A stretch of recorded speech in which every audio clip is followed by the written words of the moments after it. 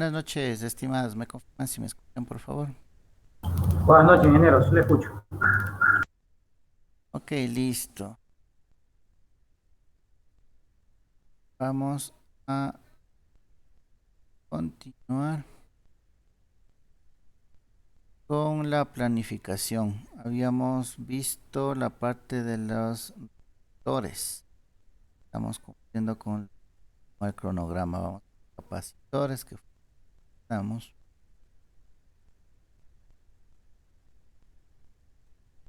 Justamente la semana de trabajo número 3.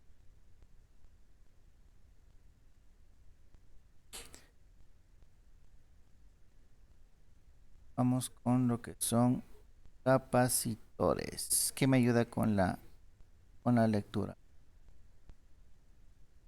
Voluntario. Yo lo puedo hacer, ingeniero. Ok, muy amable, gracias. Definición y composición de capacitores. Es un componente electrónico que almacena cargas eléctricas para utilizarlas en un circuito en el momento adecuado. Está compuesto básicamente por un par de armaduras separadas por un material aislante, denominado dieléctrico. La capacidad de un condensador consiste en almacenar mayor o menor número de cargas cuando está sometido a tensión. Ok, muy amable, gracias. Sí, entonces, por definición, ¿no? Es un componente electrónico que almacena cargas eléctricas. Acuérdense de lo que habíamos visto, los elementos pasivos, ¿no? Son elementos que transforman la energía o la almacenan. En este caso, capacitor almacena, ¿no? Almacena cargas eléctricas y pueden ser utilizadas en un circuito en cualquier momento adecuado. ¿Qué me diferenciaría entre un capacitor y una batería? De pronto, ¿alguien tiene una idea cuál sería la diferencia entre... Los dos almacenan voltaje, Sí, ¿no es cierto? Dígame. sí, exactamente. El uno, en el caso del capacitor, almacena, en cambio, en el caso de la batería también almacena y da energía. Es como una especie de generador. Ya, pero ¿cuál sería la diferencia? Los dos almacenan algo que sea específico de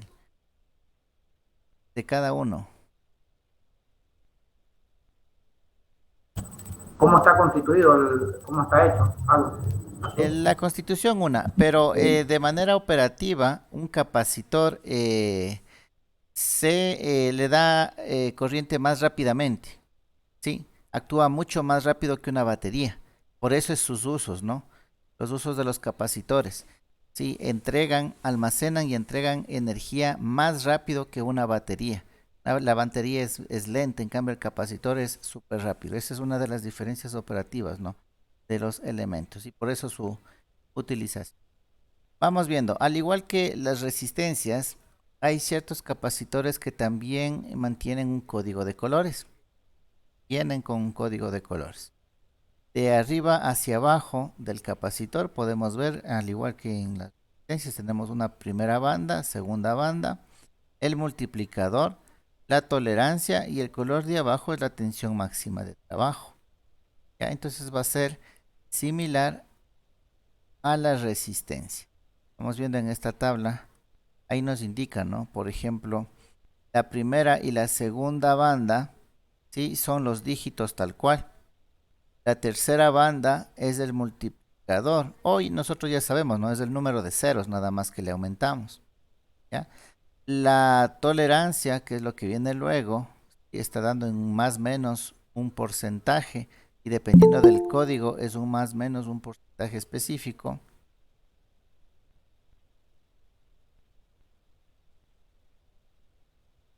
¿Ya? Y la tensión, ¿no? La tensión, ¿para qué voltaje está diseñado? ¿Ya? Entonces, como pueden ver, aquí si es de color café en la franja última es a 100 voltios, rojo a 250, amarillo a 400 y azul a 600, por ejemplo. Actualmente no he visto muy comúnmente en tarjetas capacitores con código de colores. Antiguamente sí era más notorio en la época recién de los transistores, de los equipos a transistores, radios a transistores. Ya hoy por hoy ya muy poco se le ve. Vamos de manera general a hablar de la clasificación de los condensadores. Al igual que las resistencias se clasificaban en fijas, variables, no lineales, los condensadores también se dividen en condensadores fijos de papel.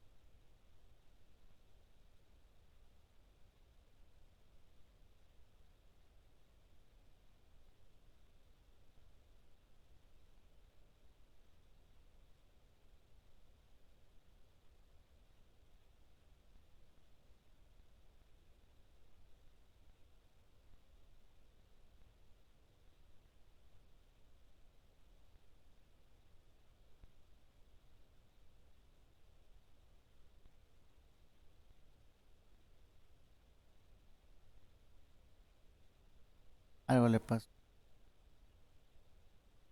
PDF.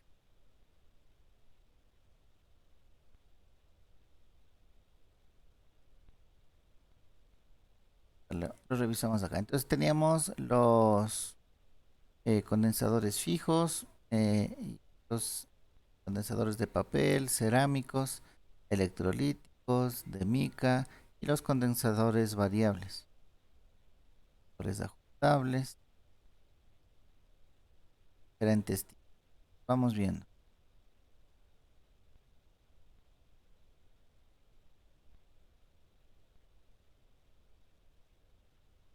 Condensadores fijos. Dice, son componentes pasivos de dos terminales. Se clasifican en función del material dieléctrico y su forma. Pueden ser de papel, de plástico, cerámicos, de mica, de tántalo, de vidrio, de poliéster. Estos son los más utilizados.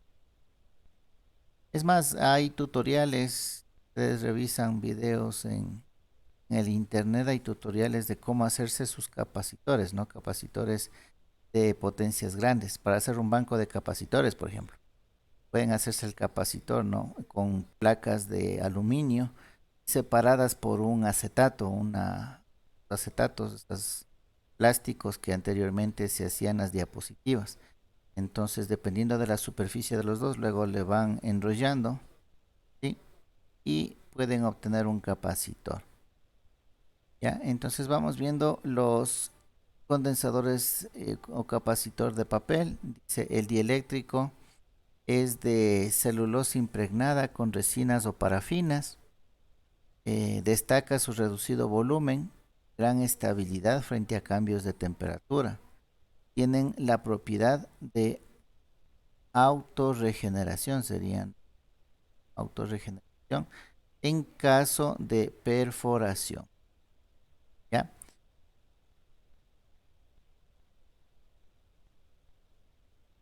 Eso para los capacitores de papel. Déjenme ver si la ventana para ir viendo las imágenes, porque por la forma nosotros podemos verle cuáles son. Se los puede ver gráficamente en el tipo.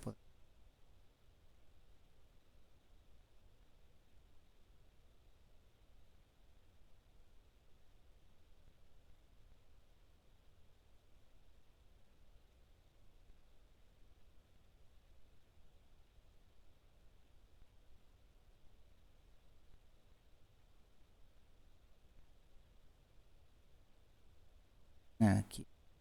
Entonces, vamos. El,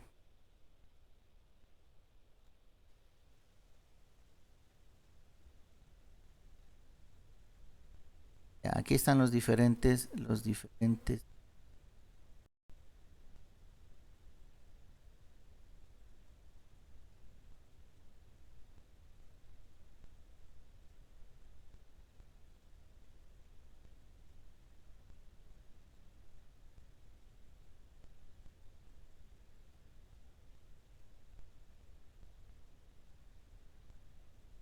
Ya, entonces miren, los cerámicos son los más comunes, ¿no?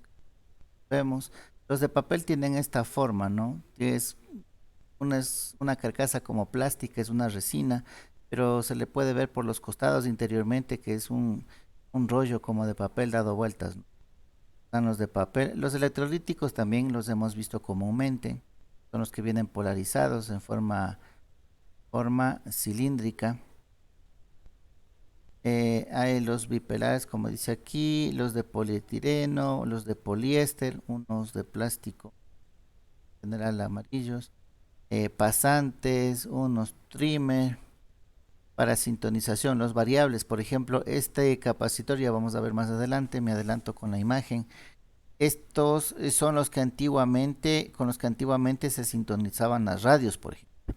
Acuérdense que las radios es de frecuencia variable, ¿sí? AM, FM, lo que encontramos es una frecuencia. Entonces teníamos dos perillas, ¿no? En los radios antiguos. Con el uno aumentábamos o disminuíamos el volumen y con el otro cambiábamos la emisora. Entonces, el del volumen es un potenciómetro, ¿no? El del volumen ya habíamos dado en las resistencias variables. Es un potenciómetro, me varía la resistencia. Pero el que movíamos nosotros para sintonizar la radio era realmente un capacitor variable y era de esta forma. Bueno, aquí se repite el electrolítico, policarbonato, electrolito tántalo. Y estos son de rápida recuperación, también se los conoce. Estos, por ejemplo, se ponen al lado como protección, al lado de los circuitos integrados, de los chips, de los microprocesadores. Em, Ustedes saben que la estática daña, ¿no es cierto? Los dispositivos, por lo general los MOSFET, los dispositivos desarrollados con los transistores FET, transistores de efecto de campo. Entonces, si uno con la mano va directamente y le toca, le puede dañar al elemento. Entonces, ahí se utilizan estos capacitores de tántalo, son de rápida recuperación. ¿Por qué? Porque uno cuando toca se descarga más rápidamente por este capacitor y no llega a hacerle daño al chip, al integrado. ¿Ya? Entonces, ustedes ven una tarjeta con bastante de es fácil verle, ¿no? Porque tiene esta forma, todos son de esta forma exactamente. Tienen un positivo por ahí, una línea y por ahí vienen marcados. Esos son para protecciones del voltaje estático. ¿Qué más? Hay los de mica y eso sería en cuanto a la forma, ¿no? La forma de los capacitores. Ahora sí vamos, ya sabemos cuál es el de papel. Y este lo que indica, ¿no? Reducido volumen, gran estabilidad frente a cambios de temperatura. Ya, actualmente, pese a estas características que destacan, que son buenas, actualmente ya no se los ocupa. ¿Por qué? Por el tamaño, ¿no? Ahora cada vez todos los elementos eh, son de montaje superficial y cada vez son más pequeños. Entonces, como que estos elementos ya cada vez van en desuso. Los podemos ir viendo en equipos grandes, en tarjetas grandes, los grandes o antiguos. Los cerámicos, que son los más comunes, los que hemos visto, en forma de lenteja, como yo les sé decir, en forma de lenteja con los alambrecitos. De los materiales cerámicos son buenos aislantes térmicos y eléctricos.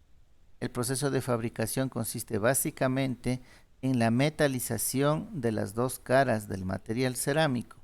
Se utilizan en circuitos que necesitan alta estabilidad y bajas pérdidas en altas frecuencias. ¿Ya? Entonces es una cerámica y metalizado a los extremos, ¿no? Entonces ahí tenemos el sándwich, porque en realidad es como un sándwich, ¿no? De un capacitor. Son dos placas metálicas y en la parte central un dieléctrico.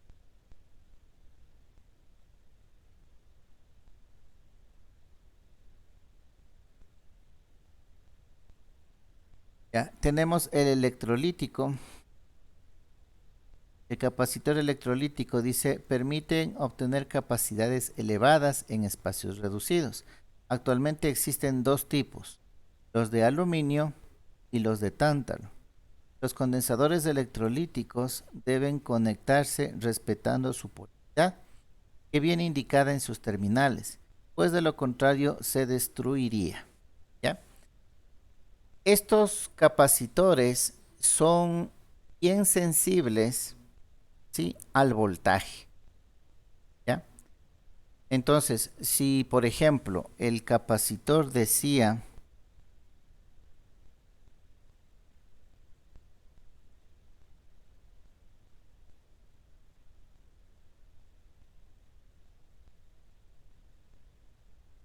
el capacitor dice 12 voltios, aquí está la gráfica.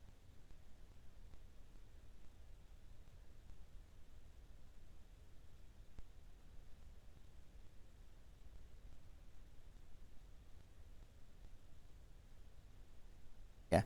Aquí viene marcado, si ustedes le pueden ver, dice 50 voltios y 10 microfaradios. ¿Ya? Si usted, por ejemplo, le pone menos voltaje, no pasa nada, le trabaja bien. Pero si le pone más voltaje del aquí especificado, simplemente explota. ¿Sí? El capacitor no soporta. No, está a 51 nomás, pongámosle nomás. No, debe explotar. Y la explosión de un capacitor de estos es bien fuerte, ¿no? Bueno, quienes han escuchado el disparo de un arma de fuego, dice que es exactamente similar, ¿no? Exactamente similar al disparo de un arma de fuego. Entonces se le explota, se le revienta. No hay medias tintas con estos elementos. ¿Sí? Eso son bien sensibles al voltaje, a los parámetros de voltaje a los cuales son diseñados. Aquí estos vienen polarizados, entonces hay que respetar la franja negativa y la franja positiva. ¿Sí? Si usted le invierte, también le va a explotar. El capacitor de mica dice son condensadores estables que pueden soportar tensiones altas, ya que la rigidez dieléctrica que presenta es muy elevada. Sobre todo se emplean en circuitos de alta frecuencia. ¿Ya? Los capacitores de mica. Los condensadores variables. Vamos con los variables. Dice, consta de un grupo de armaduras móviles, de tal forma que al girar sobre un eje, se aumenta o se reduce la superficie de las armaduras metálicas enfrentadas, variándose con ello la capacidad. El dieléctrico empleado suele ser el aire, aunque también se incluye mica o plástico. Entonces, como habíamos visto acá, se puede apreciar claramente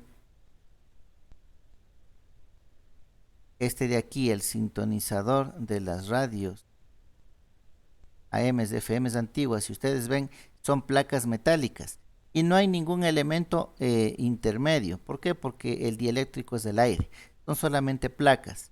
Entonces usted va moviendo y aumenta la superficie o disminuye la superficie de las placas y con eso varía la frecuencia.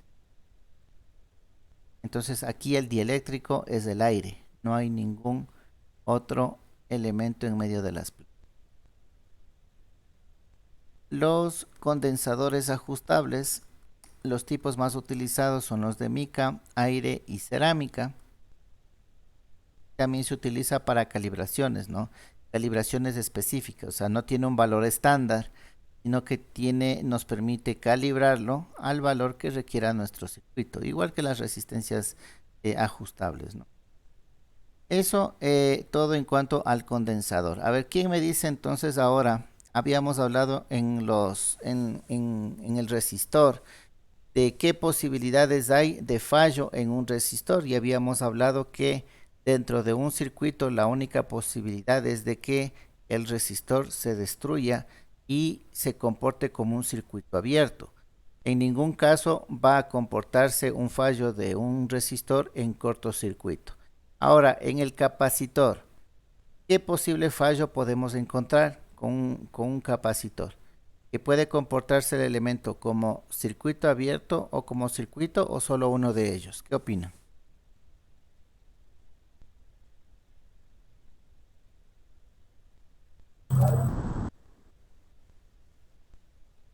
Se refiere cuando no lo conectamos bien. No, digamos que el equipo, un televisor lo compramos, ¿sí? Y presenta un fallo, ¿ya? Y digamos que es un capacitor. ¿Qué nosotros como técnicos esperaríamos? Que un capacitor dañado esté en circuito abierto o esté representándome un cortocircuito. Ese análisis ya hicimos con la resistencia, ¿no? Un resistor, la única posibilidad de fallo de un resistor es que se quiebre, que se rompa. Lo que significa es que mi circuito que formaba parte de ese elemento se quedaba abierto, es un circuito abierto. En el capacitor tenemos el mismo fallo o también en algún momento podrá comportarse como un cortocircuito un capacitor. ¿Qué creen ustedes?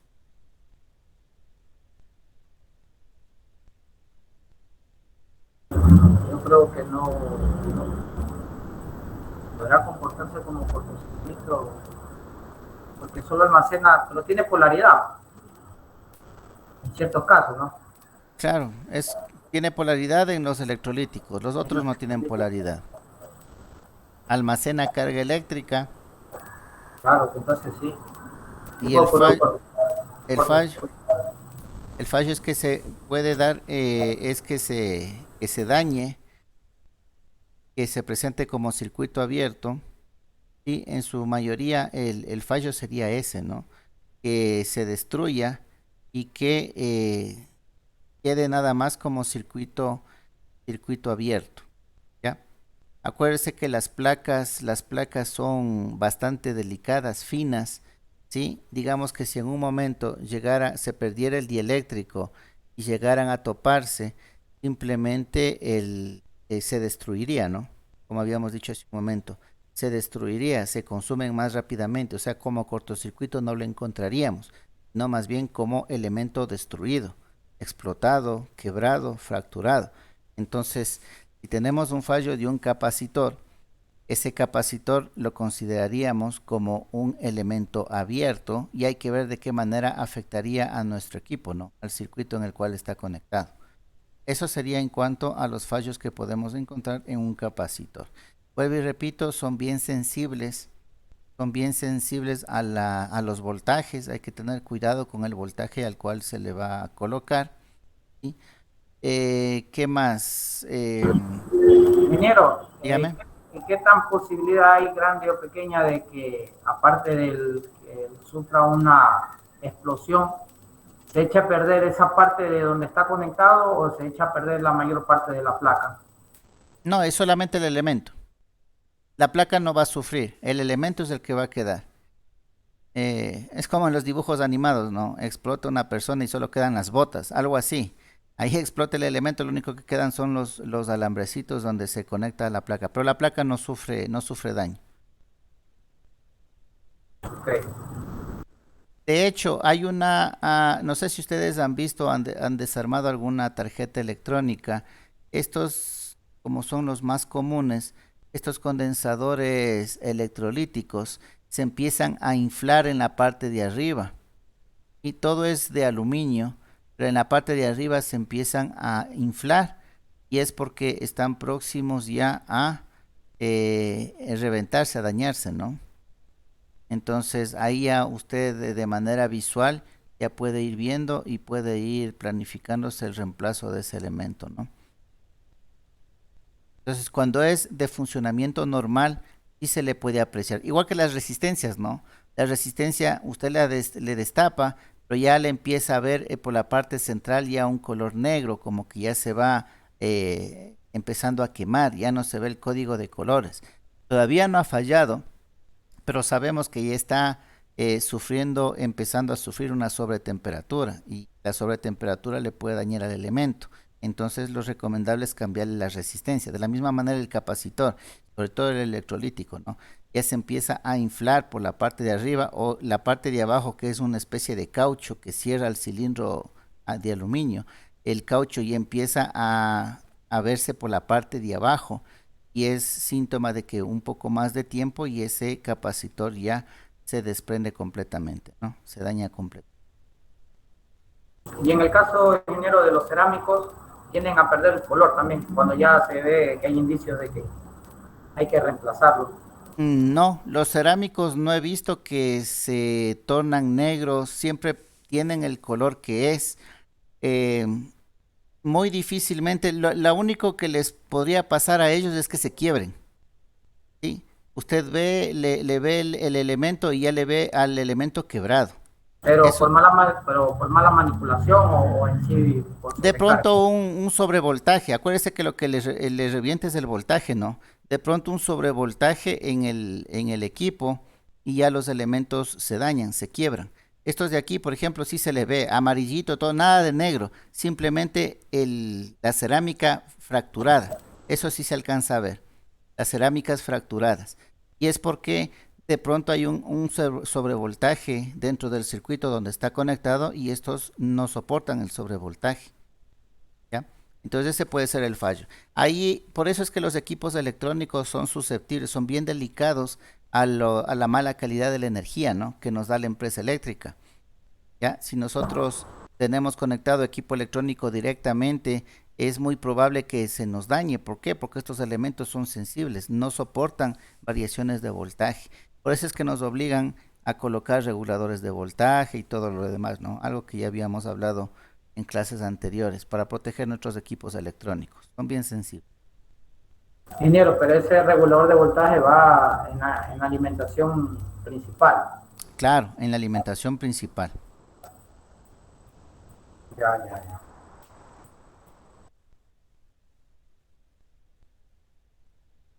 Ok, eso en cuanto a los elementos, ¿no es cierto? Resistores y capacitores o condensadores, como ustedes quieran verlo. Aplicaciones, vuelvo y repito, son aplicaciones porque la carga y descarga del capacitor es mucho más rápida que que la de una batería normal, ¿no? Eh, Déjenme ver, parece que yo tengo, bueno, ya les voy a subir videos al aula virtual donde se explica también de esto. Ingeniero, una pregunta. Dígame. En el caso que yo quiera descargarlo, tengo que sacarlo de la placa para hacerlo de cortocircuito, o lo puedo hacer en la placa mismo, deslizada la placa. Ya, por lo general, cuando usted diseña un circuito, el circuito electrónico ya viene incorporado una resistencia para que se descargue el capacitor. Ya, por lo general ya viene dentro del circuito en el diseño. Pero si es verdad lo que usted dice, hay circuitos en los que no hay el circuito de descarga y quedan siempre cargados. Y uno cuando va, mete mano, como quien dice, en el equipo y toca un capacitor, se descarga todo el voltaje que tiene. Entonces la descarga no es más que hacerle un corto momentáneo y se va a descargar inmediatamente el capacitor. No le está afectando, no le está dañando, ¿sí? Al hacerle un corto. Para Pero medici tiene que estar conectada a la fuente, no hay problema en eso. Conectado a la fuente no, tiene que estar apagado el equipo. Ah, ya, Conectado el equipo no puede hacerlo, ¿no? Conectado el equipo no puede manipularlo en nada. Es ya, por ejemplo, cuando usted ya está desconectado el equipo, está desconectada la placa y usted quiere comprobar el estado del capacitor. Hay multímetros que miden la capacitancia. Entonces, usted, al igual que la resistencia, usted solamente sabe el valor que le muestra por fuera. Pero ¿y usted cómo sabe el valor que realmente me está marcando? Entonces, ¿qué es lo que hace? Usted le desuelda, le saca el capacitor y le pone en el multímetro para medirle la capacitancia, ¿ya? Pero para medirle, usted tiene que asegurarse de que esté descargado. Entonces, ahí es donde que usted debe cortocircuitar las patas, las puntas del elemento, y ahí usted está seguro de que de que está descargado. Y ahí sí le conecta el multímetro y puede medirle la capacitancia. es decir, que cargado me va a dar una lectura muy alta o baja, ¿no? Claro, cargado ya le va a dar un valor que no es. Sí, cargado no le va a dar los valores correctos de capacidad.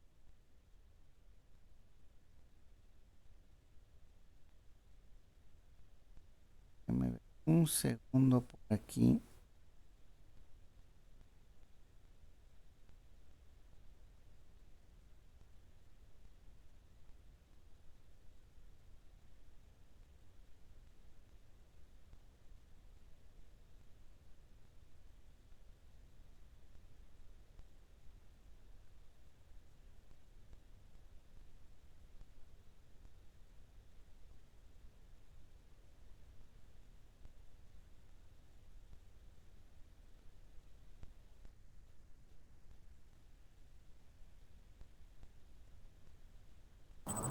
Ingeniero, y cuando, por ejemplo, me he percatado que los radiotécnicos, los que trabajan en esa electrónica, que llega un aparato que no enciende, ellos comienzan a medir para ver dónde es el posible daño. Pero generalmente, como técnicos, deben saber de pronto la estructura, cómo funciona cada uno, para determinar el fallo.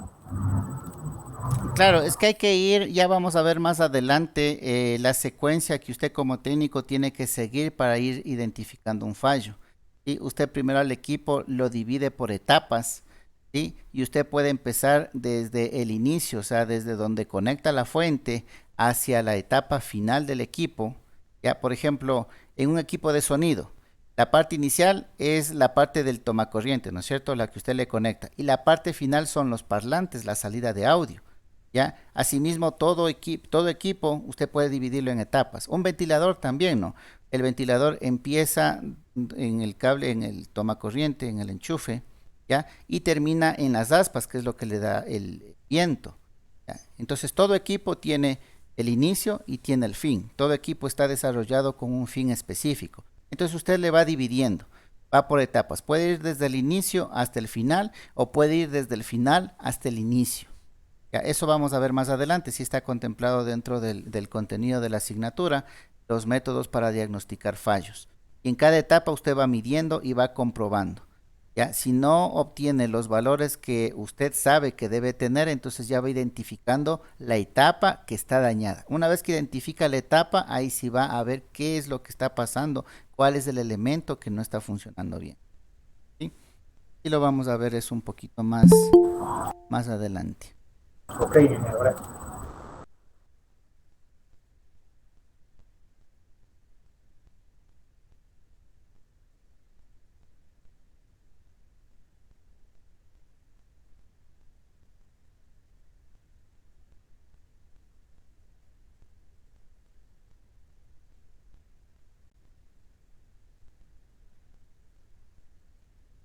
Voy a colocar y el identifique de qué es un capacitor y por qué no.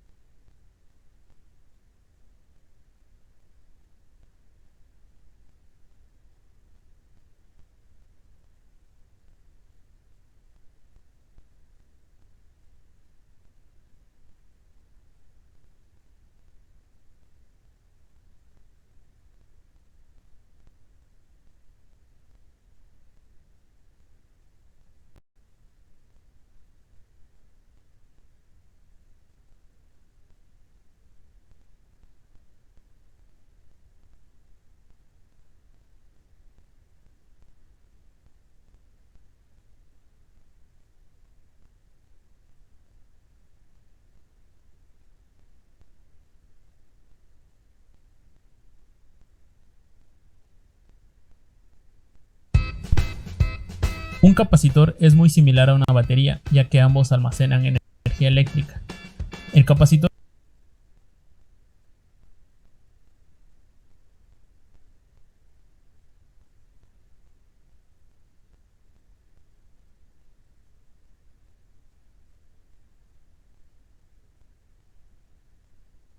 A ver si le compro.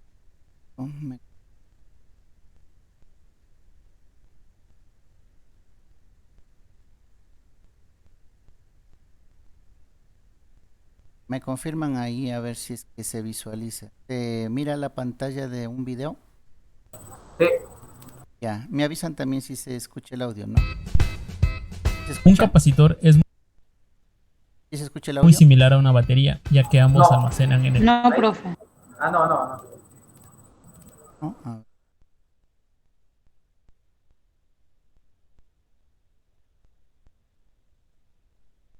eléctrica. El capacitor es un dispositivo mucho más simple que no puede producir nuevos electrones. De pronto, ingeniero, antes de compartir, ahí le pone la opción de audio. Sí, justamente eso creo que le estoy haciendo mal. Justamente, momento de compartir una pestaña. Em,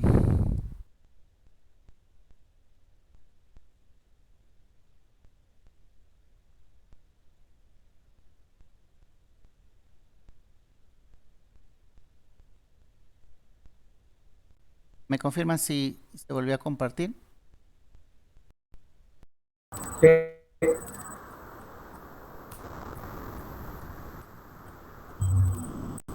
El audio.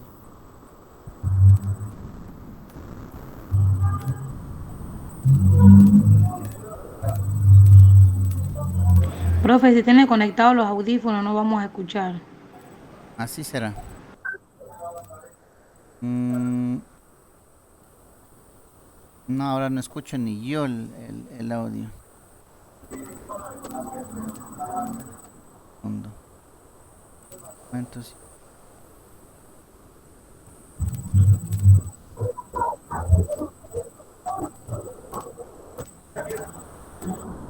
Nuevamente a compartir.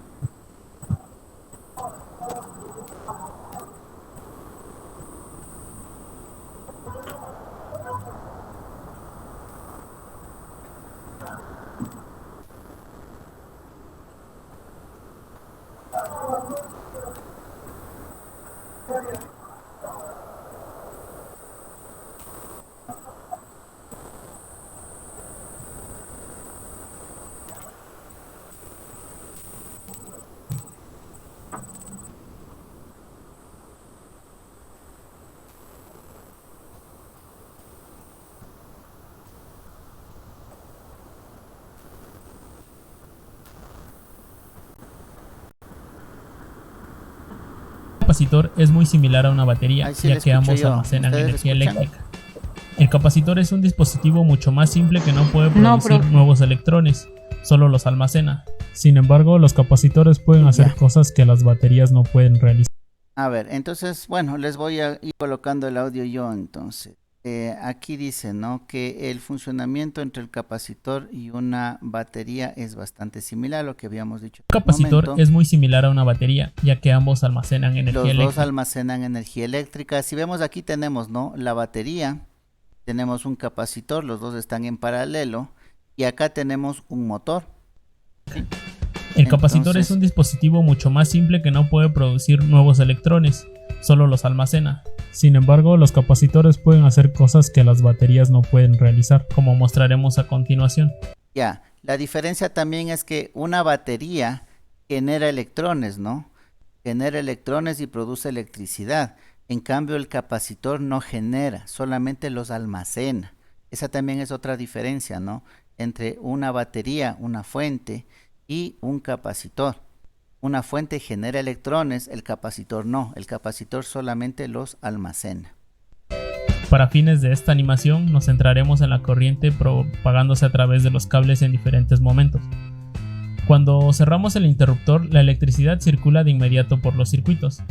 Aunque lo convencional es pensar Ya, aquí por ejemplo cerró el interruptor, ¿no? De este lado derecho, se cierra el interruptor y va a empezar a circular la corriente eléctrica. No sé si creo que no habíamos comentado con ustedes, ¿no? Por convención, en análisis de circuitos, cuando nos enseñaron el análisis de circuitos, nos dijeron, ¿no? Que sale la corriente del polo positivo y circula, ¿no? Alrededor del circuito. Eso es por convención, ¿sí? Para analizar circuitos. No digo que esté mal. Así se analizan los circuitos y ese es un estándar. pero a nivel de electrones, la circulación de corriente es a la inversa. Los electrones son cargas negativas. Entonces, en realidad, eléctricamente, la generación de la corriente viene del polo negativo. De aquí es donde empiezan a circular los electrones al resto del circuito. No quiero que se confundan ahí, ¿no? Aquí estamos viendo la circulación real de los electrones, pero cuando nosotros hacemos un análisis de circuitos en papel, marcamos la corriente en el otro sentido, ¿no? Que sale del positivo, recorre la carga y regresa al negativo. No hay confusión y no hay error, ¿no?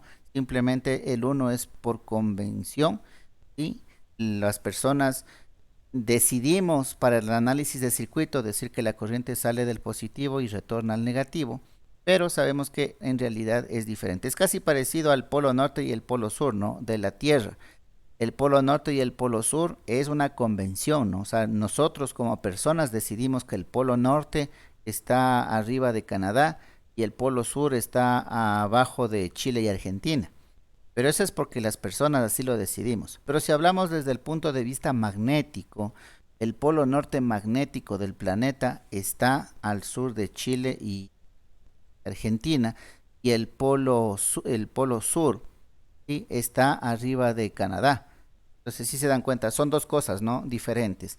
Uno, los polos magnéticos, ¿sí?, y el otro, los polos geográficos. Algo parecido sucede acá, ¿no? Por convención nosotros decimos para el análisis que sale la corriente del positivo y retorna al negativo, pero en la realidad sabemos que los electrones son cargas negativas que circulan y por lo tanto debe salir del lado negativo. Por eso es que la animación de esta gráfica está en ese sentido, ¿no? La corriente sale del polo negativo de la batería.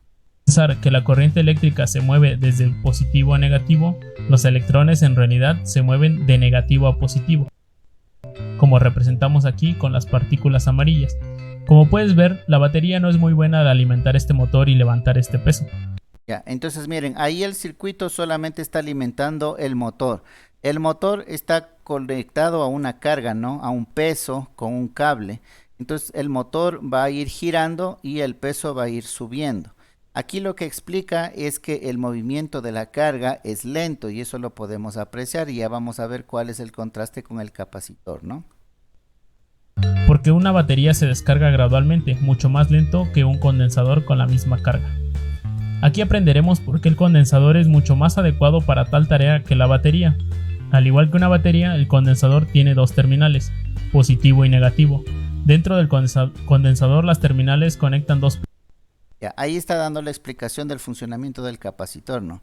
El capacitor son dos placas metálicas, como se lo ve aquí. Placas de metal separadas por un aislante, que evita que las placas se toquen entre sí. Ahí está y les permite mantener cargas opuestas, manteniendo un campo eléctrico. Los condensadores pueden ser útiles para almacenar y descargar rápidamente electricidad, así que por ejemplo puedes alimentar un motor eléctrico como mostraremos aquí. Primero necesitamos cargar el condensador. Para esto hay que cerrar el interruptor, creando así un circuito que incluye tanto el condensador como la batería. Los electrones fluyen desde la batería hasta el condensador. Ya, miren, entonces ahora va a ser el mismo ejemplo, ¿no?, de hace un momento con el motor, pero el capacitor, como inicialmente está descargado, lo primero que hay que hacer es cargarle al capacitor y luego utilizar la carga que tenía el capacitor en el motor, ¿no? Donde se almacenan. Aquí una esfera amarilla representa la carga creciente sostenida por la placa. De cada electrón ganado por esta placa negativa, un electrón es perdido por la placa positiva, lo que mantiene el condensador en equilibrio. Aquí la esfera roja representa la carga positiva retenida por la placa, que incrementa con cada electrón que deja ir. El condensador continúa cargándose hasta que alcanza el voltaje de la batería, que lo está cargando. Ahora que el condensador está completamente cargado, vamos a usar toda esa energía. Ya, hasta este momento ya el capacitor se cargó completamente, ¿sí? Y le desconecta, ¿no?, de la batería. Aquí voy a hacer un paréntesis, esto no está en el gráfico, ¿no? Ustedes saben, un capacitor descargado, ¿sí?, si le midiéramos con un voltímetro, me daría 0 voltios porque está descargado. ¿Quién me dice qué significa tener un elemento con 0 voltios?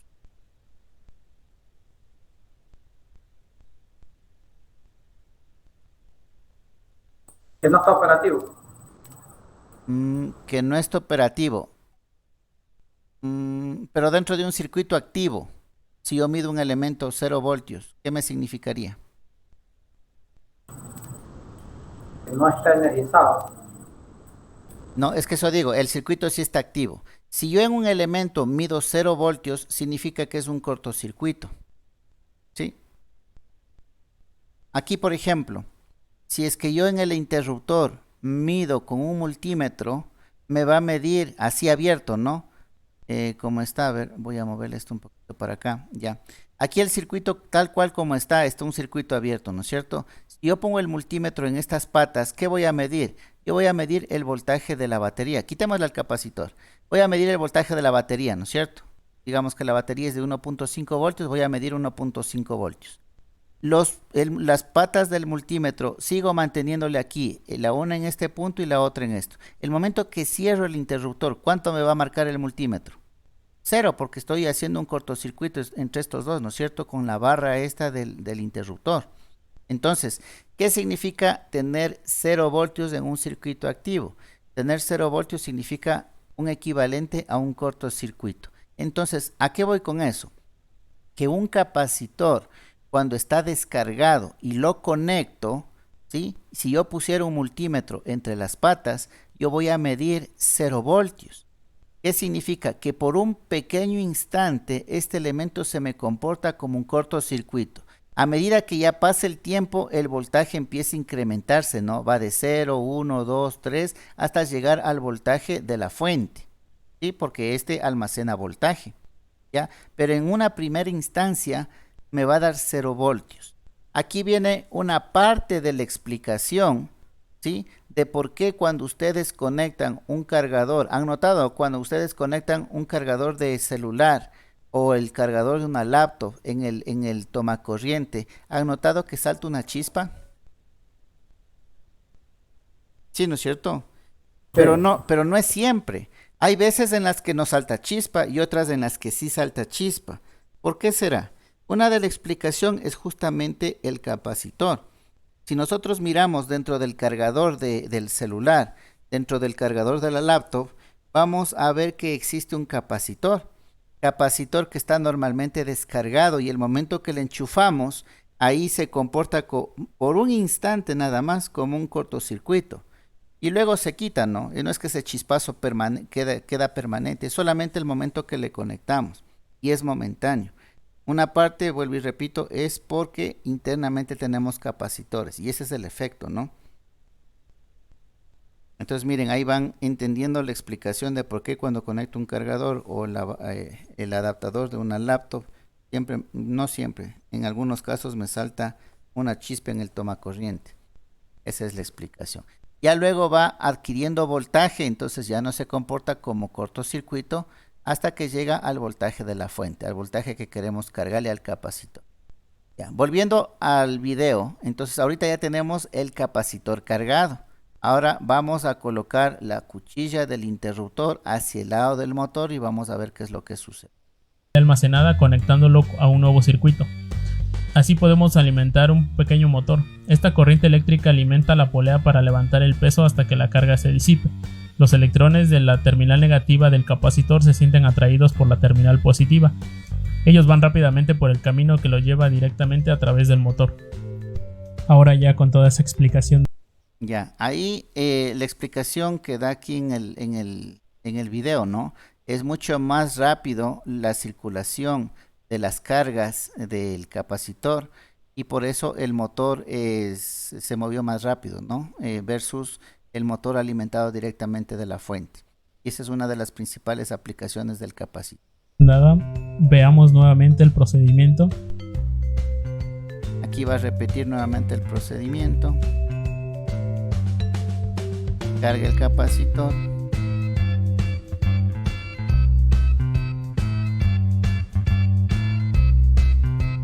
A pesar de que la batería y el condensador realizan esta tarea con la misma cantidad de carga, solo el condensador alimenta con éxito el motor que eleva el peso, porque este se descarga mucho más rápido. Esta característica hace al condensador útil para alimentar cosas que necesitan un aumento rápido de energía, tal como son el flash de las cámaras, arrancador para motores y capacidores de audio para los autos. ¿Ya?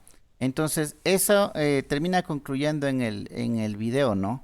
Que una de las características importantes justamente del capacitor es la descarga rápida, y la aplicación es para requerimientos de alto consumo en un inicio. Y ahí justamente es el motor eléctrico, ¿no? Ustedes saben, un motor eléctrico cuando recién le arrancan, les consume de 7 a 10 veces la corriente nominal, solamente en el momento del arranque. ¿Por qué? Porque tiene que vencer la inercia que tiene. Entonces, en un primer instante, el momento que usted conecta un motor eléctrico es cuando más corriente le demanda. Una vez que ya se mueve el motor, ya baja la corriente a valores nominales.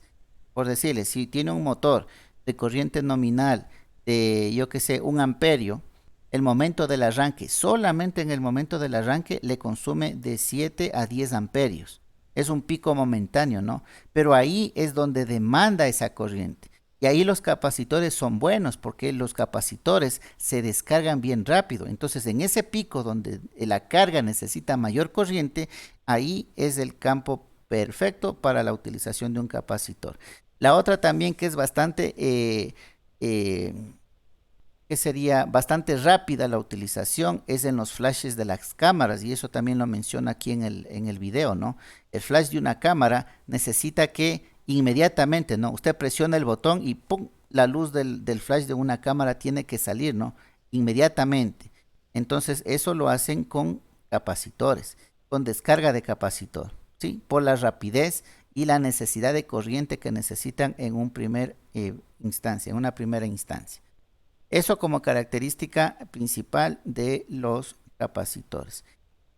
Adicional acá, si bien no estaba dentro del temario, pero sí sería bueno revisar, es...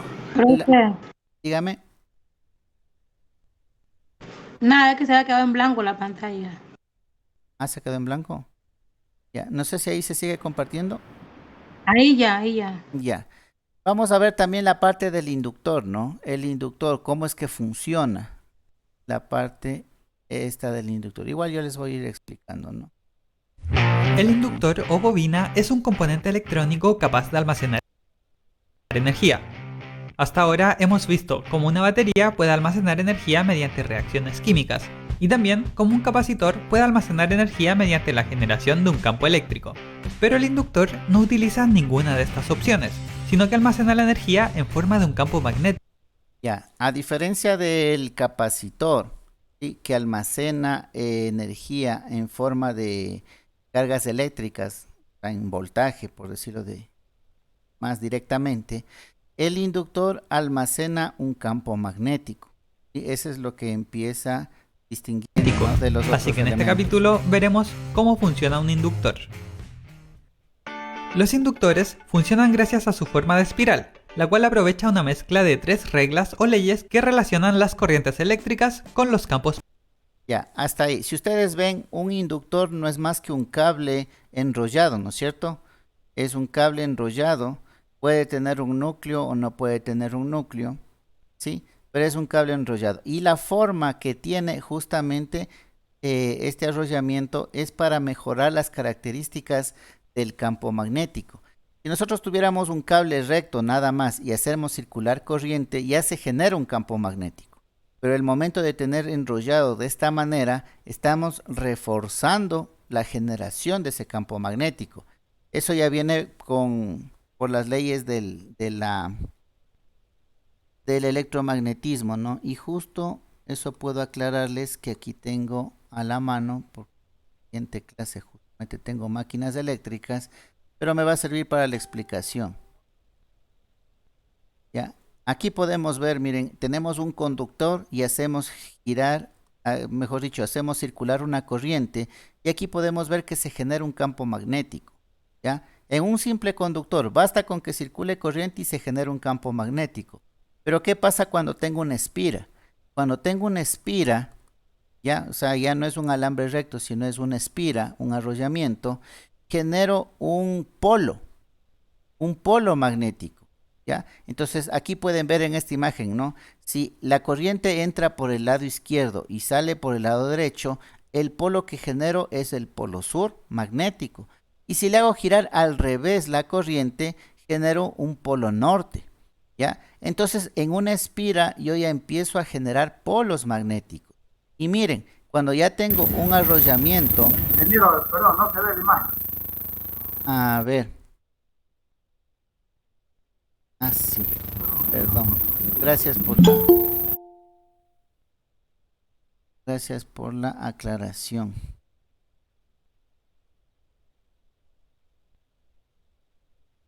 Ya, ahora sí.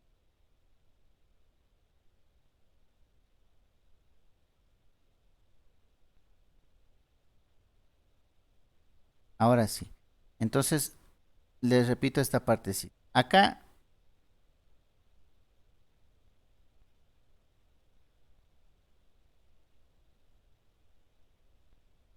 luego le pasa a los PDFs que se están quedando en blanco.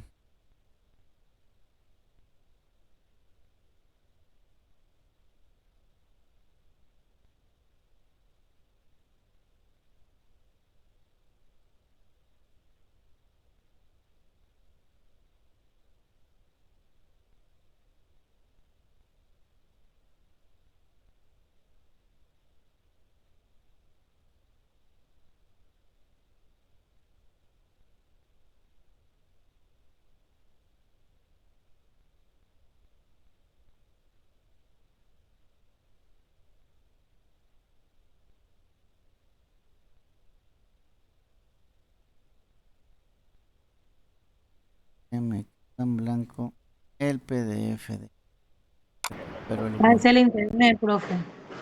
no, algo le pasa al PDF. Es el archivo. Yo también le estoy viendo en blanco, o sea, no es el internet. Déjame ver un segundo. Voy a abrirle en Word, el Word. Ah,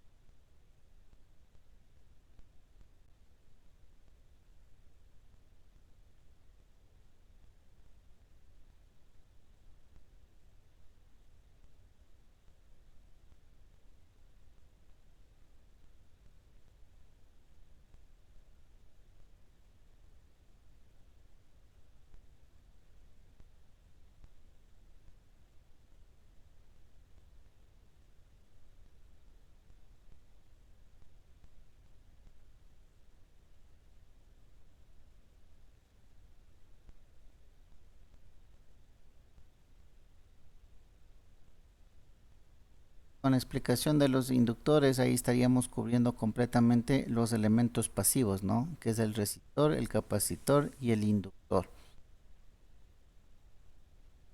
De pronto, para que tengan de pronto una mejor comprensión, una comprensión un poco gráfica, ¿no? Imagínese que usted comparara una moto y un autobús, ¿ya? La moto es para una persona, entonces sube una persona y el momento que se detiene, se baja la persona y en la moto no queda nada, ¿ya? No se quedó guardado nada. En cambio, en un autobús o en un ferrocarril, en un trole, donde que entran bastante gente, los electrones es como las personas que ingresan, ¿no? Ingresan y hay una buena cantidad de personas o de electrones dentro del trolebús. El momento que se detiene el trolebús, ¿sí? Las personas siguen bajando luego y por un buen tiempo. ¿Por qué? Porque almacenó carga, ¿no? Almacenó electrones y continúa. Entonces, algo parecido es el comportamiento es el comportamiento del inductor. Inversamente es lo que sucede con el capacitor. El capacitor almacena voltaje, ¿sí? Almacena carga eléctrica a manera de voltaje. Entonces, cuando el capacitor lo hacemos descargar, descarga voltaje. En cambio, el inductor almacena corriente y cuando lo hacemos descargar, hay una corriente almacenada en todo el arrollamiento, hay electrones almacenados que sigue circulando, haciendo circular la corriente, por más que ya no esté conectado a una fuente. Al igual que el capacitor, ¿no? El capacitor se desconectó de la batería y entregaba carga. De la misma manera, un inductor ya puede desconectarse de la fuente y seguir entregando corriente. Entonces es similar, ¿no? El capacitor con voltaje y el inductor con corriente. Pero es la misma analogía, ¿no? En cuanto al almacenaje. Solamente para no quedarnos con esa incógnita.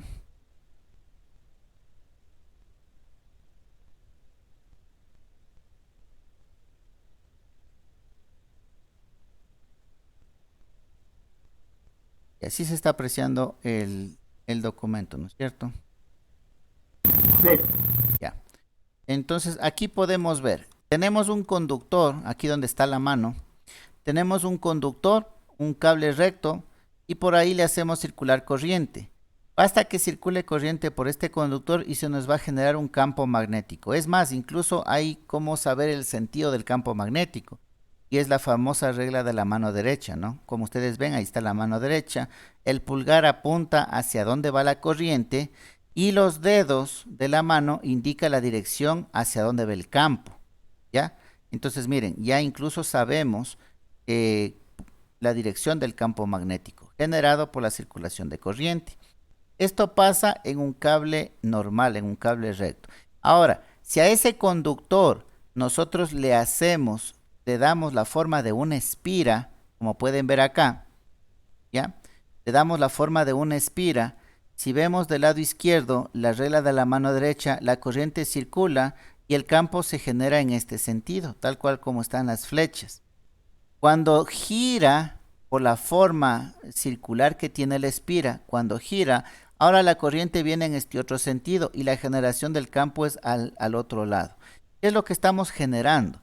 Con esta forma estamos generando lo que se conocen como los polos magnéticos, la polaridad de un campo magnético. Entonces, cuando gira en un sentido, tenemos el polo sur. Y si hacemos girar la corriente en el otro sentido, estaremos generando el otro polo, el polo norte. Eso con una espira. Y si nosotros aumentamos el número de espiras, estamos repotenciando el campo magnético generado. Y ahí es donde aparece la bobina. Mira, aquí tenemos ya no una espira, sino varias espiras. Entonces, ¿qué hacemos? En el un lado queda marcado el polo sur, en el otro el polo norte, en este caso de que por el lado sur está ingresando la corriente y por el lado norte está saliendo la corriente. Y miren, ya se genera un campo magnético definido. Y seguimos utilizando la regla de la mano derecha, ¿ya? Entonces, esa es la manera como se aprovecha, ¿sí? Esta forma de espiral, ¿sí? Para la generación de un campo magnético. Entonces, la forma es muy importante. La forma sirve para repotenciar el campo magnético. Ahora sí vamos nuevamente con el video con explicación. Nos habíamos quedado aquí en la forma, ¿no? Ahí tenemos la forma, varias espiras de un cable. Entonces ya sabemos que se va a generar un campo magnético. Magnéticos. Así que vamos a analizar cada una de ellas por separado y luego veremos su funcionamiento conjunto. La primera de ellas la descubrió Hans Christian Ørsted, y es que una corriente eléctrica, es decir, el movimiento de los electrones. Aquí está repitiendo lo que les acabo de decir, ¿no? No me había percatado de eso. Entonces, en un solo cable conectan una corriente eléctrica y en un solo cable va a generar un campo a través de un magnético, conductor, ¿no? Es capaz de generar un campo magnético. Miren, y debido a esta relación dependiente entre ambas características, es que también se usa comúnmente el término campo electromagnético. Una forma de recordar la dirección de este campo electromagnético es utilizando la regla de la mano derecha, en la cual si apuntamos nuestro pulgar en la dirección de la corriente, entonces la dirección en que apuntan el resto de nuestros dedos será la misma que la del campo magnético generado.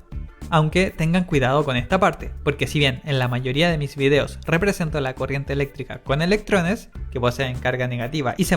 Ahí hace la misma aclaración, ¿no? La regla de la mano derecha es por convención. ¿Cuál es la convención? Cuando analizamos un circuito, la corriente sale del positivo y va hacia el negativo. Pero en la animación él está haciendo la aclaración de que está yéndose en contra, ¿no? El pulgar no está apuntando a la dirección real, porque los electrones van del negativo al positivo. Está haciendo la aclaración para que no haya confusión, ¿no? Se mueven del polo negativo de una fuente de voltaje hacia el polo positivo, ya que podríamos decir que técnicamente es la forma más correcta, en este video usaremos la dirección de la corriente convencional, es decir, representando cargas positivas moviendo. Ya, esa es la convención, ¿no? En la que dice que la corriente circula del positivo hacia el negativo, y en eso sí está basado la regla de la mano derecha. En la dirección contraria. No es una gran diferencia, pero afecta el resultado al aplicar la regla de la mano derecha. La segunda ley es la ley de inducción electromagnética de Michael Faraday, la cual nos dice en términos simples que la variación de un campo magnético puede inducir un voltaje, tal como lo vimos en el capítulo sobre generadores. Ya, miren aquí, por ejemplo, ¿no? Esta es en cambio la ley de Faraday. Aquí tenemos un arrollamiento, ¿no? Una bobina. Y aquí tenemos un imán que ya tiene su campo magnético definido. Basta con introducir o mover el imán en el interior de la bobina y este campo magnético va a inducir un voltaje en la espiral, en la bobina. Y eso se van a graficarlo aquí, ¿no?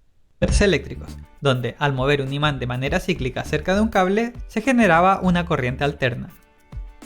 Pero hay que notar que cuando la ley de Faraday habla de una variación del campo magnético, no se refiere específicamente a una variación en su posición como en el ejemplo del generador, sino que puede ser también una variación en la fuerza de este campo magnético. Más adelante vamos a ver por qué esto es importante. Y por último, en tercer lugar, tenemos la ley de Heinrich-Lenz, la cual nos dice que cuando generamos una corriente eléctrica mediante un campo magnético, como en el caso de los generadores, la dirección de esta corriente inducida es tal que genera un campo magnético que se opone al campo magnético que la generó en principio.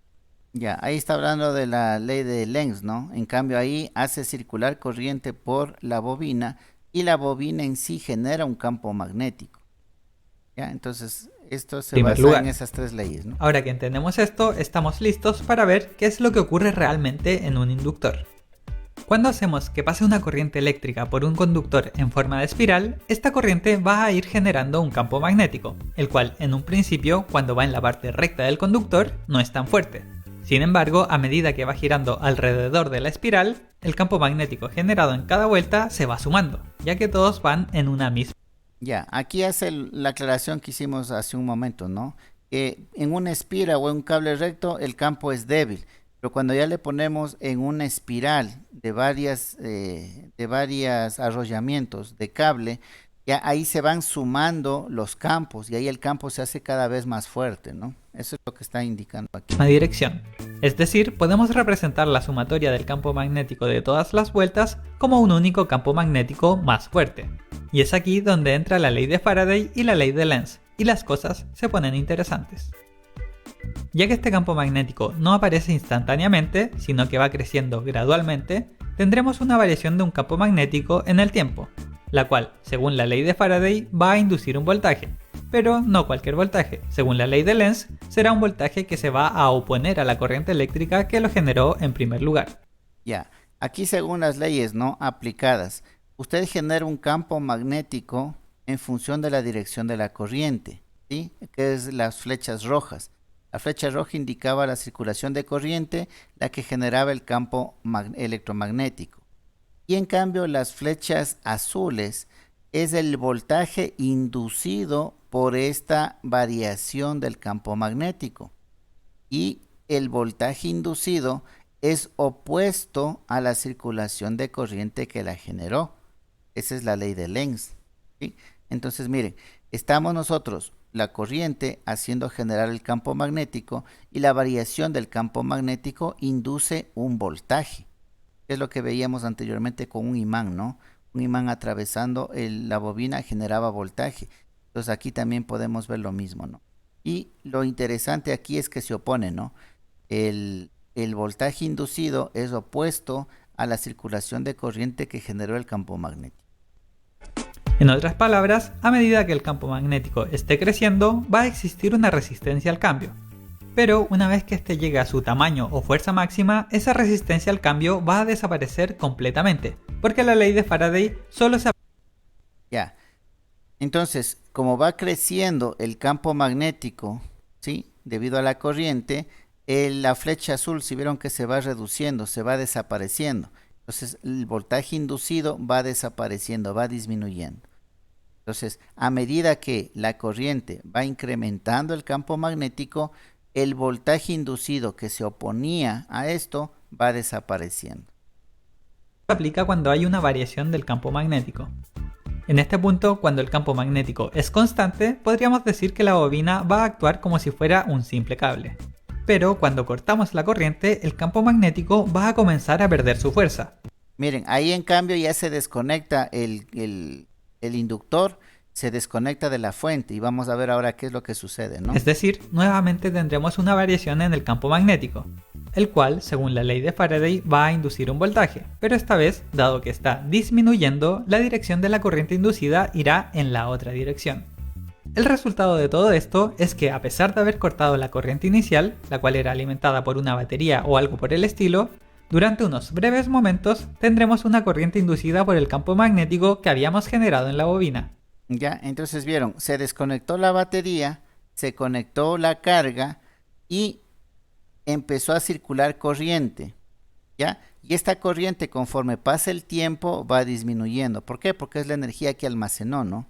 Es la energía que almacenó y se va debilitando, obviamente, con el tiempo. Y es precisamente por esto que se dice que un inductor es capaz de almacenar energía en forma de un campo magnético. Ahora que entendemos cómo funciona una bobina, veamos qué efecto genera en un circuito simple. Pongan especial atención en el comportamiento de la lámpara en cada una de las etapas. Cuando cerramos el circuito, la corriente tiene dos posibles caminos. Sin embargo, debido a la resistencia inicial del conductor, la mayoría de esta corriente se va a ir por el camino más fácil. Ya, aquí está haciendo el análisis de un circuito, ¿no? Tenemos un foco, tenemos un inductor y tenemos la fuente, ¿ya? Aquí por una de las reglas, ¿no? La corriente siempre busca el camino de menos resistencia. ¿Cuál va a tener menos resistencia entre una bobina y el foco? La bobina, ¿no? Porque la bobina es un cable dado vueltas. En cambio acá es una niquelina, ¿no? Es una carga resistiva que tiene un valor. Entonces, donde menos encuentra resistencia es en la bobina. Entonces, lo primero que va a hacer, la mayor parte de la corriente va a generar el campo magnético y un poco de corriente va a circular hacia la carga. Es decir, por la lámpara. Pero una vez que el campo magnético del inductor se estabiliza y este comienza a comportarse como un simple cable, prácticamente sin resistencia, ya cuando se almacenó, cuando se cargó completamente, cuando se generó el campo magnético máximo en la bobina, ahí ya no va a absorber corriente, digámoslo así. Ya no va a circular corriente por acá, entonces ahí sí la corriente va a venir hacia el foco. Es lo que vamos a ver más adelante. El camino más fácil pasará a ser el del conductor y la lámpara se apagará. Después, cuando abramos el circuito y se corte la corriente, el campo magnético perderá su fuerza e inducirá una corriente, cuyo único camino es hacia la lámpara, por lo cual se encenderá nuevamente. Claro que esto no durará por siempre, porque la lámpara actuará como una resistencia que dificulta el paso de la corriente, y también porque cuando los electrones vuelvan a pasar por el inductor, tendrán que luchar nuevamente con la resistencia de crear un campo magnético, y el ciclo continuará hasta que no hayan más electrones moviéndose, y el campo magnético en el inductor haya perdido. Ya, ahí se vuelve a apagar el foco, ¿sí vieron? Entonces, empieza almacenando el campo magnético, ¿ya? Una vez que almacena el campo magnético, este se comporta como un cable, como un cortocircuito, se apaga el foco, se desconecta la fuente y ahora es el inductor el que permite la circulación de corriente a través del foco y vuelve a prenderse, hasta que se descarga completamente y el foco vuelve a apagarse. Eso es lo que acabamos de ver, ¿no? Toda su fuerza. Si realizamos mediciones tanto del voltaje como de la corriente que pasan por el inductor a lo largo de este ciclo, nos encontraremos con un comportamiento como este. Miren, ese es el comportamiento, ¿no? De voltaje y la corriente en el inductor. ¿Ya? Entonces, a medida de que la corriente, ¿no? La corriente va incrementándose, el voltaje va disminuyendo, ¿ya? Y cuando se hace el proceso de descarga, ¿sí? Circula la corriente y el voltaje también empieza en sentido contrario. Hasta este punto hemos hablado sobre cómo funcionan los inductores, pero no hemos hablado sobre cómo controlar el efecto del inductor en el circuito donde estará ubicado, o en otras palabras, con qué fuerza cada inductor se opone a los cambios de estado. Esta propiedad es conocida como inductancia. Se suele representar con una L en honor a Henry Lenz y su unidad de medida son los henrios, en honor a Joseph Henry, que era otro científico más o menos de la misma época y que se dedicó al estudio de los fenómenos electromagnéticos. Esta unidad puede ser descrita de muchas formas dependiendo de qué queramos hacer con ella, pero en términos generales es un valor que relaciona el efecto de la corriente aplicada con el voltaje inducido y el campo magnético generado. La inductancia de una bobina depende de varios parámetros, así que vamos a analizar algunos de ellos. El primero. Y aquí está hablando de los parámetros eléctricos, ¿no? De la inductancia como tal, ¿qué nomás intervienen, ¿no? ¿Qué parámetros intervienen en la inductancia? Y quizás el más fácil de entender es la cantidad de vueltas que dará el cable. Ya. Uno de los parámetros es el número de vueltas, ¿no? El número de vueltas de la bobina. Ya que en cada vuelta la corriente que pasa está generando un pequeño campo magnético, y mientras más vueltas tengamos, más de estos campos magnéticos iremos sumando a nuestro campo magnético total, con lo cual obtendremos una mayor inductancia. Cabe destacar. Ya. Entonces, a mayor número de vueltas, mayor es el campo y por ende mayor es la inductancia, ¿no? La inductancia es el parámetro eléctrico del inductor. Que obviamente este cable debe estar recubierto de tal manera que el único camino posible para la corriente sea en espiral. Si el cable no estuviera cubierto, la corriente buscaría el camino más corto posible y el campo magnético nunca se generaría. El segundo parámetro es la longitud del inductor, pues para que los campos magnéticos de cada espiral puedan sumarse efectivamente, estas deben estar lo más cerca posible. De hecho, para que recuerden esta relación, traten de pensar a la inversa. Si la longitud fuera extremadamente grande, prácticamente terminaríamos con un cable, el cual sabemos que no actúa como un inductor. Por lo tanto, a menor longitud, o mientras más compacto sea el inductor, mayor será la inductancia. Ya, el segundo parámetro aquí habla de la longitud, ¿no? De la longitud de la bobina. El tercer y cuarto parámetro están directamente relacionados, y son el área y el perímetro de cada vuelta del cable. Y los otros parámetros es el área y el perímetro del arrollamiento, ¿no? Que están indicando del cable. Una forma de entender su efecto es pensar en la distancia que debe recorrer la corriente para terminar cada vuelta. Si bien una corriente constante en un segmento de cable va a generar siempre un campo magnético de la misma intensidad, si alargamos ese segmento, también lo hará el campo magnético. En otras palabras, mientras más grande sea la espira, mayor será la inductancia. Y finalmente, el último parámetro del cual les quiero hablar es la permeabilidad magnética del núcleo. Hasta el momento, el último parámetro es el núcleo, ¿no? La permeabilidad magnética del núcleo. En este caso, el núcleo es el aire, pero también hay núcleos de ferrita, ¿no? Que mejoran el flujo magnético. He representado el centro de todas las bobinas como si estuvieran vacías. Sin embargo, podemos agregar distintos materiales en el centro para potenciar la creación del campo magnético. En términos simples, la permeabilidad magnética es un valor intrínseco de los materiales y nos indica su capacidad de ser afectados por campos magnéticos. Y por lo tanto, a mayor permeabilidad magnética del núcleo, mayor será la inductancia. Pueden usar una fórmula como esta para calcular exactamente la inductancia de una bobina según estos parámetros. Esa es la fórmula para calcular la inductancia, ¿no? De una bobina. Pero creo que es mucho más valioso que entiendan el razonamiento detrás del efecto de cada uno de ellos. Debido a todas estas características, los inductores o bobinas son un elemento extremadamente versátil. Si nos concentramos en su habilidad de generar una resistencia a los cambios de corriente, estos pueden ser utilizados en filtros de señales de una manera similar a los capacitores, o también para estabilizar la corriente entregada por una fuente de poder. Ya, entonces sirve, aquí indica de dos aplicaciones, ¿no? Sirve como filtro para una señal, ¿sí?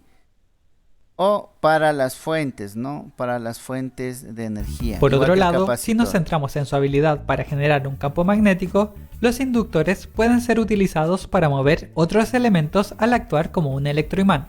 Y en la parte mecánica, en cambio, una aplicación del inductor o de la bobina es en los relés, ¿no? Aquí como se genera el campo magnético en el núcleo, entonces le atrae mecánicamente la parte metálica y une o conecta los contactos de acá. Es el principio básico de un relé, ¿no? Que es exactamente lo que ocurre en un relé. Además de esto, el campo electromagnético generado también puede ser utilizado para inducir corrientes en otros inductores, como es el caso de los transformadores o los dispositivos con carga inalámbrica. Ya, ahí tenemos otra aplicación también de los inductores, que son los transformadores, eso ya conocemos. Y la transmisión inalámbrica también, ¿no? Han visto las antenas que se tiene para la comunicación, también son de ese. Como si esto no fuera suficiente, los inductores pueden ser utilizados también para calentar algunos metales, como en las cocinas de inducción, o en casos más extremos, incluso para fundir metales. Ya. En aplicaciones más específicas, esta bobina también puede ser utilizada para calentar, ¿no? Como hornos. Los hornos de inducción, por ejemplo, son bobinas y en el interior hace que se caliente, que vibre el metal y que se caliente, y es el principio de funcionamiento de las cocinas de inducción o de los fundidores de metal, ¿no? No sé si ustedes han visto unas fundidoras de metal. Son bobinas, es una bobina prácticamente, en la que circula una corriente a cierta frecuencia y le funde al metal. Entonces, mire, todas las aplicaciones que tiene un inductor, ¿no? Un inductor o una bobina en sí. No sé si tienen alguna pregunta o inquietud respecto a esto. Vuelvo y repito, eso no estaba, pero ya quedamos completos con los tres elementos, ¿no? El resistor, el capacitor y el inductor, que son los elementos pasivos dentro de nuestros equipos electrónicos. ¿Tienen alguna pregunta? Mientras tanto, vamos a tomar la asistencia.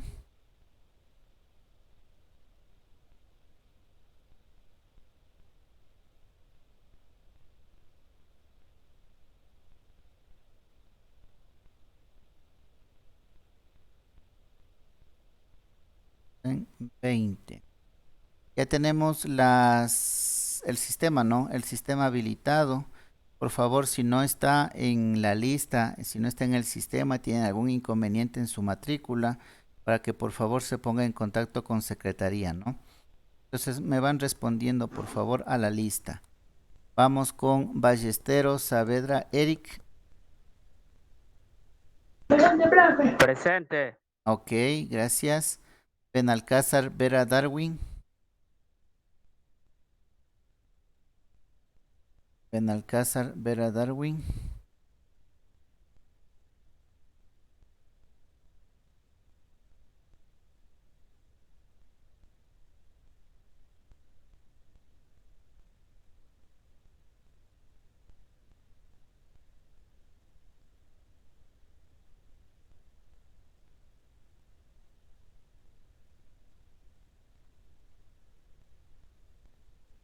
Vamos con Benalcázar, no está.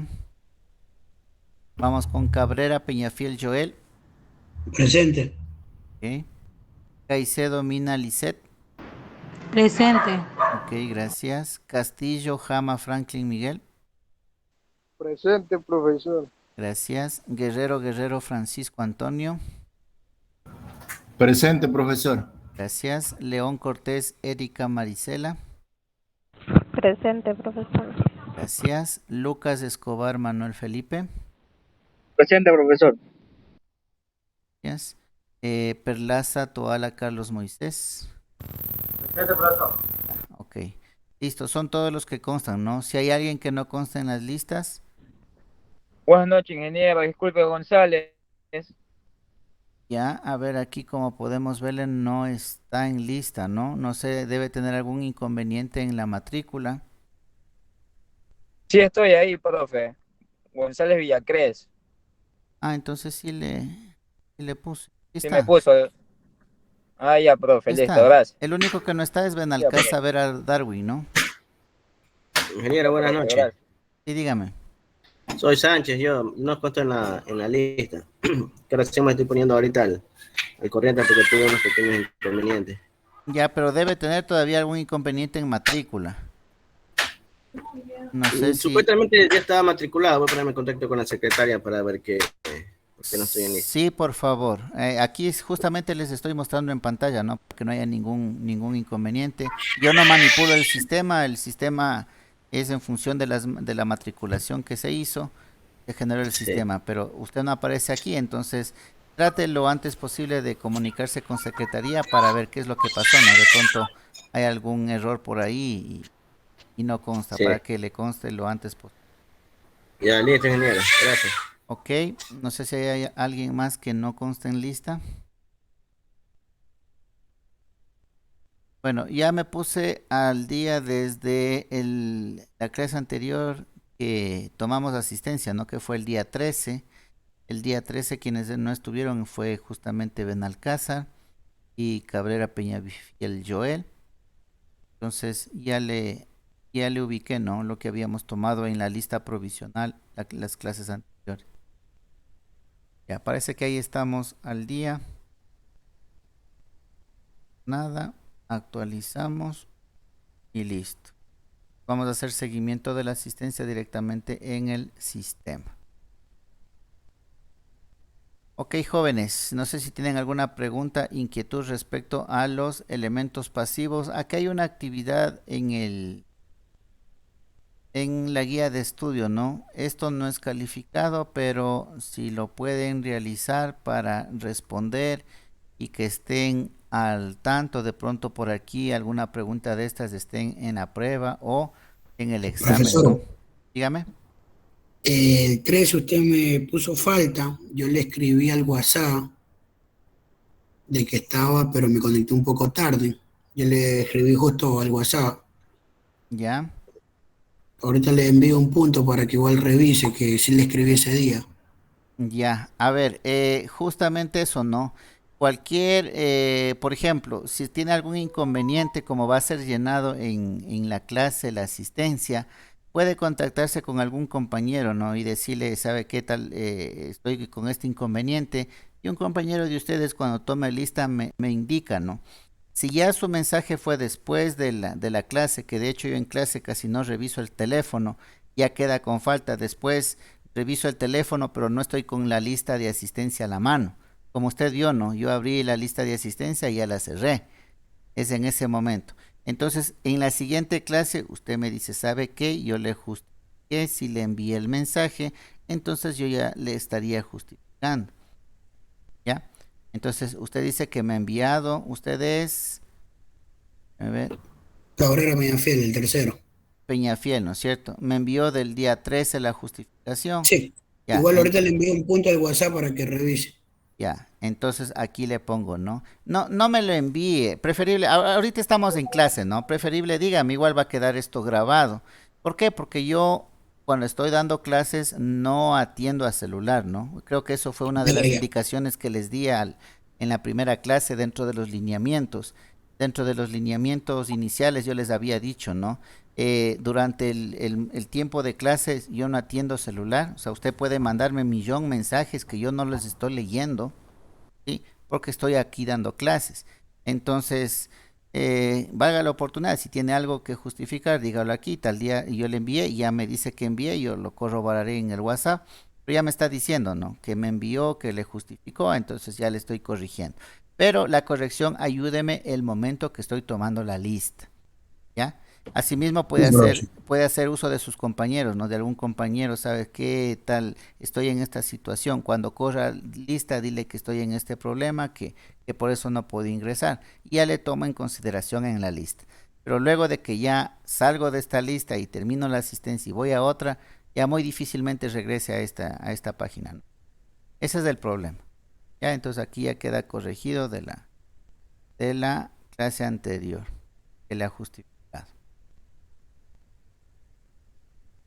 Ok, entonces les mencionaba, ¿no? Aquí hay actividad, bueno, aquí hay una autoevaluación más que nada y una tarea. Esta tarea 1 justo es la misma tarea que se les había indicado, ¿no? En el aula virtual. Es esta tarea de aquí. ¿Ya? Es la misma tarea 1 y que dice consulte y adquiera los implementos. Si ustedes ven, es la misma tarea que está en la guía de estudios.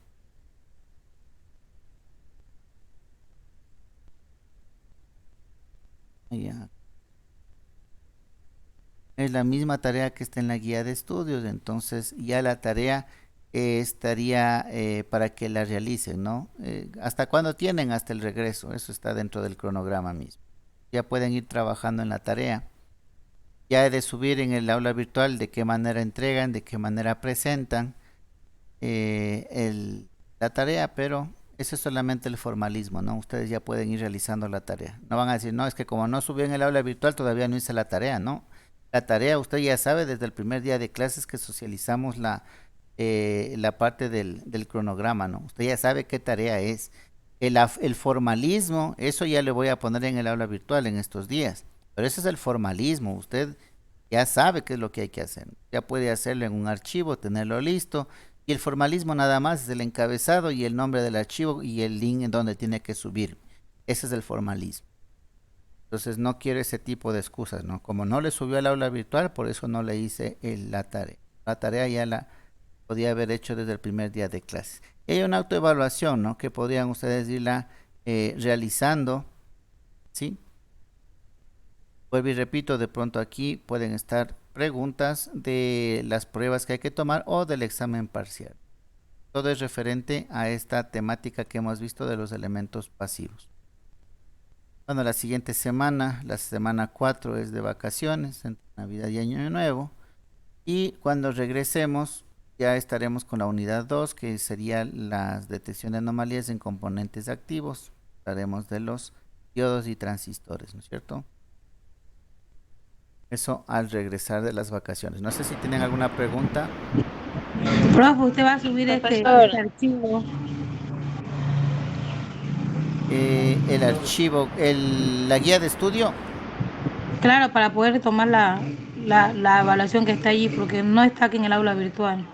Ya, a ver, no es de evaluación, ¿no? Eso digo, usted hágalo por su cuenta. Que de ahí de pronto una pregunta o dos preguntas estén en los exámenes formales, sí. Esa autoevaluación es para usted, para que usted vaya comprendiendo, para ver en qué tipo de comprensión, nivel de comprensión usted se encuentra de lo que hemos visto, ¿ya? Pero eso no es que tienen que presentarme ni nada de eso. Ahora, ¿dónde están las guías de estudio? No solamente de mi asignatura, sino de todas las asignaturas. Las guías de estudio están en la plataforma del instituto. ¿Ya? Entonces, vamos revisando para que todos vean. Abramos otra página. Vamos a la página del instituto.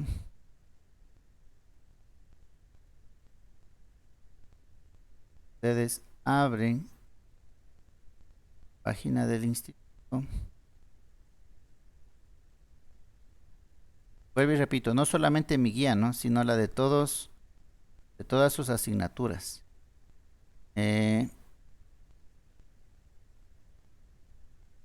Vamos. Repositorio digital, ¿sí? Aquí dan clic donde dice repositorio digital.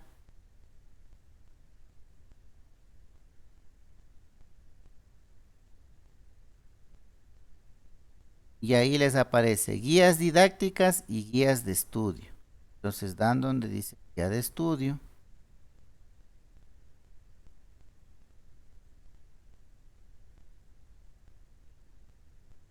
Y ahí está el segundo periodo 2021. ¿Sí? ¿Sí le ven? Están las guías del segundo periodo 2020, el primero 2020, segundo 2020, primero 2021 y segundo 2021. ¿Ya? Entonces, si yo doy clic aquí en el segundo 2021, me voy a la carrera, ustedes son TESAI, ¿no es cierto? Vamos a la carrera de TESAI. Está vacío, dice. Miren, no le han subido, ¿no? Ya. Pueden preguntar al coordinador por qué no ha subido. Bueno, en este caso que no está subido por la coordinación, entonces yo les voy a compartir el link en el aula virtual, ¿no? Pero la parte formal es aquí donde les estoy indicando, ¿no? Yo ya tengo entregado mi guía. La guía se entregaba antes del inicio de clases, ¿no? Y los coordinadores son los encargados de subir acá, pero veo que no han subido. Veamos si solamente en esa carrera vamos a ver electricidad. Vamos a ver, estamos en el segundo IPA 2021, ¿no es cierto? A ver, yo aquí tengo una asignatura, por ejemplo. Vamos a ver quinto nivel. Quinto nivel estoy dando 2 asignaturas. Aquí está proyecto de titulación y sistemas de generación. Miren, aquí están mis 2 guías de estudio, por ejemplo. Sistemas de generación y transmisión de la energía. Y aquí está mi guía de estudio. Es solo la carrera de automatización la que no ha subido guías de estudio. Ya, de las otras carreras sí están las guías. En todo caso, como no está subido, yo les voy a compartir el link para que tengan acceso, pero vuelvo y repito, lo formal es que esté en la plataforma y accesible a todos los estudiantes, ¿no? Miren, ahí está, segundo IPA 2021, la guía de estudio. Esta es la carrera de electricidad, ¿no? Ya es que se presentó. Ya, entonces yo les voy a compartir también la guía el link de la guía de estudio. ¿Ya? ¿Alguna otra? Profesor, en la tarea donde decía que consulte y adquiera, hay que comprar algo. Nada de comprar. Todo lo que yo les diga, no solamente en su asignatura, sino en todas, yo nunca mando a comprar nada, sino que por ahí usted ha de tener alguna radio vieja, un televisor, algo ha de tener dañado por ahí. Usted saque la tarjeta electrónica y la tiene. ¿Por qué? Porque va a practicar en desoldar los elementos y en soldar los elementos. Va a desoldar los elementos para comprobar si están buenos o están dañados o cuál será el elemento equivalente, ¿ya? Y los va a soldar. Va a practicar en desoldar y soldar. De pronto, si no tiene un cautín, que también forma parte creo que de una tarea, la tarea 2 creo que era, ¿no?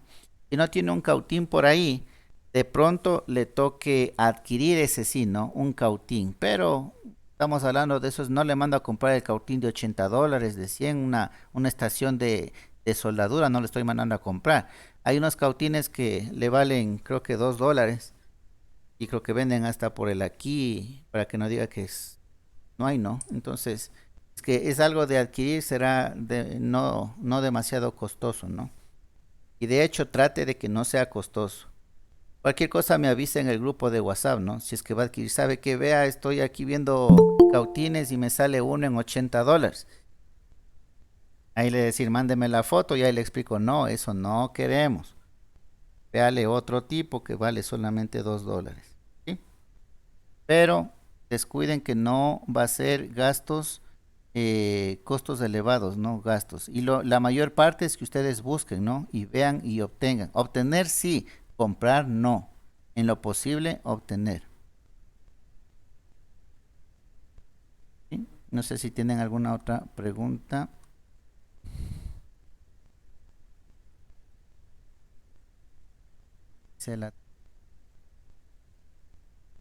Dice, consulte y adquiera los implementos necesarios para la soldadura de elementos electrónicos, ¿no? Ah, ya, en este caso es la parte de la soldadura. Adquiera también una placa electrónica de un equipo electrónico dañado, le está diciendo a ellos. No tiene que comprar ninguna tarjeta.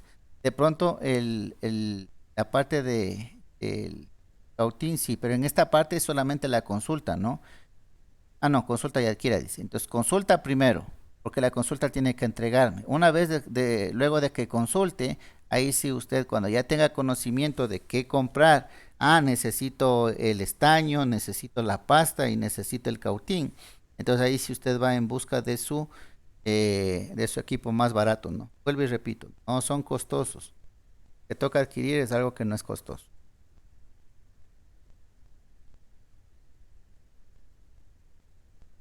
Sí, no sé si tienen alguna otra pregunta, inquietud.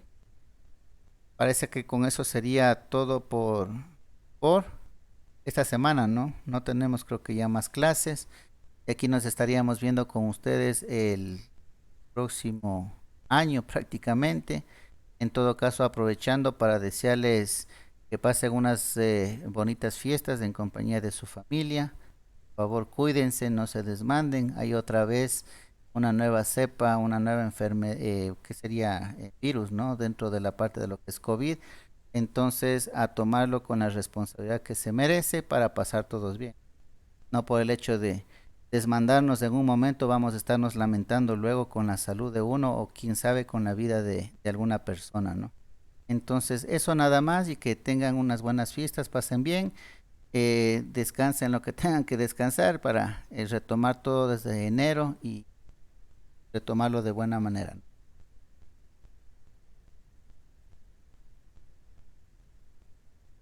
Listo, gracias, ingeniero. Hasta el próximo año. Ok, jóvenes. Muy amable, gracias. Entonces, jóvenes, que tengan unas felices fiestas. Nos vemos el próximo año, ¿no?